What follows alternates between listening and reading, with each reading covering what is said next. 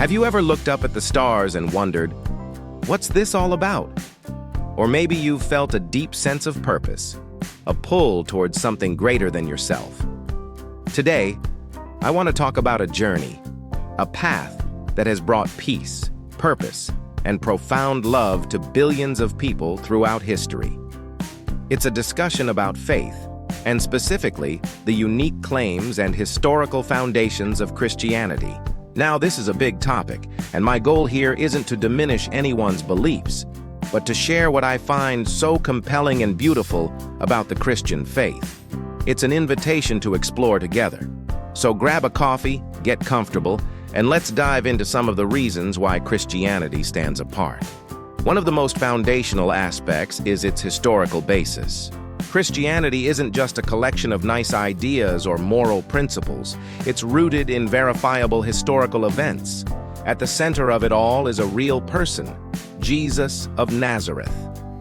We have multiple independent sources, both within and outside the Bible, that confirm his existence, his teachings, his crucifixion under Pontius Pilate, and the dramatic beginnings of the movement that followed. Historians like Tacitus and Josephus, who were not Christians, wrote about him. This isn't mythology from an unknown time. It's grounded in a specific time and place in the Roman Empire. But the historical claims get even more specific. The core of Christian belief is the resurrection of Jesus Christ. This is the ultimate game changer. The Apostle Paul, a key figure in the early church, wrote in his letter to the Corinthians, "And if Christ has not been raised, our preaching is useless, and so is your faith." He stakes everything on this one event. Think about the context. After Jesus was publicly executed in a brutal Roman crucifixion, his followers were scared, scattered, and demoralized. Their leader was gone. Logically, the movement should have died right there. But something happened. Something transformed this frightened group into a bold, unstoppable force that would go on to change the world. They claimed they had seen Jesus alive again, not just as a ghost, but physically. They ate with him, they touched him, and they weren't just saying it. They were willing to suffer and die for this claim. People might die for a belief they think is true, but would all of them die for something they knew was a lie? The apostles faced persecution, imprisonment, and martyrdom, all while proclaiming one central message: Jesus is risen.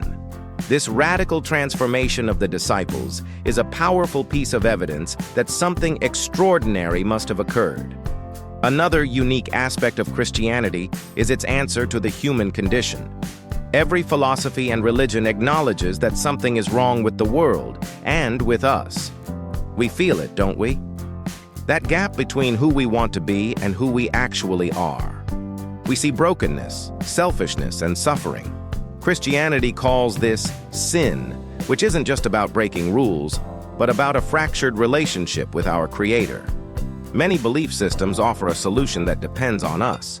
They say, be a better person, follow these rules, perform these rituals, or achieve enlightenment. It's a ladder we have to climb on our own. But Christianity turns that completely upside down. It says, you can't climb the ladder. The gap is too wide. Instead of asking us to reach up to God, God reached down to us.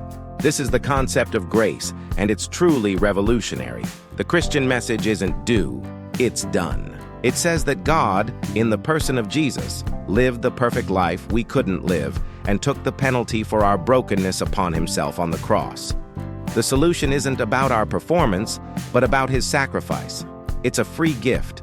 All we have to do is accept it.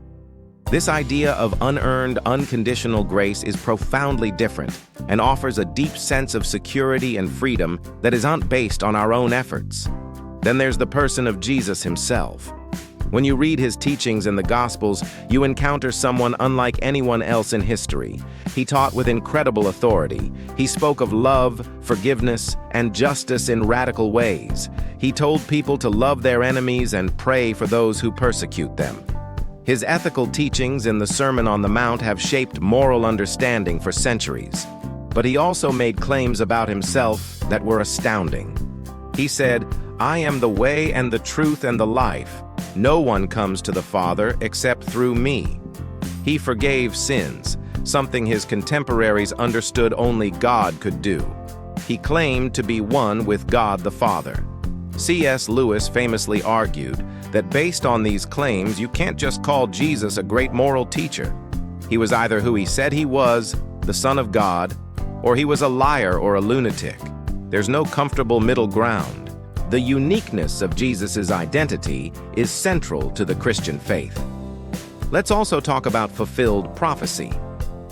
The Old Testament, written hundreds of years before Jesus was born, contains numerous specific prophecies about a coming Messiah. It predicts his lineage, his birthplace in Bethlehem, his miracles, his betrayal for a specific amount of silver, his manner of death, and his resurrection. The odds of one person fulfilling even a handful of these by chance are astronomically small. Yet, the New Testament documents how Jesus fulfilled these ancient predictions in remarkable detail, suggesting a divine author behind the entire biblical narrative. Finally, consider the transformative power of this faith in people's lives today, all over the world.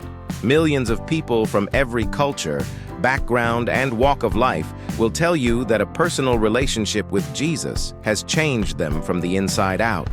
It has brought them healing from addiction, restored their broken relationships, and given them a sense of hope and purpose that transcends their circumstances. This isn't just ancient history. It's a living, active faith. It's a relationship.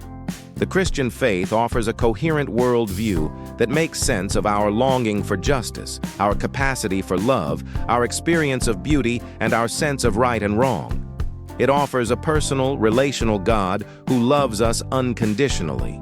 It's built on historical events, centered on the unique person of Jesus, and offers a solution to our deepest problems through grace, not our own striving. This has been a quick look at a very deep topic, and I know it's a lot to think about. My hope is that this sparks your curiosity. If you're searching for answers, I encourage you to look into the person of Jesus for yourself. Read one of the Gospels, like the book of John, and ask the big questions. Thank you so much for joining me and for having an open mind as we explored these ideas together. If this was meaningful to you, please consider liking this video and subscribing to the channel for more discussions like this. I'd love to hear your thoughts in the comments below. Take care, and God bless.